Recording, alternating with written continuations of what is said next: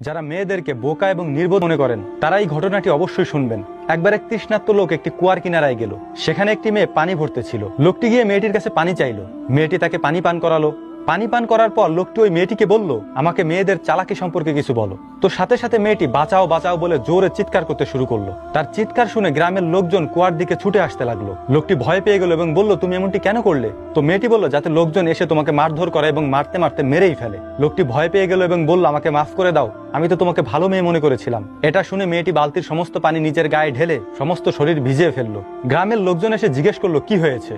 তখন মেয়েটি বলল, আমি কুয়ার পানিতে পড়ে গিয়েছিলাম, এই লোকটি আমাকে বাঁচিয়েছে। গ্রামের লোকজন লোকটিকে কাঁধে উঠিয়ে নিল এবং তাকে পুরস্কৃত করলো এবং অনেক সম্মান দিল।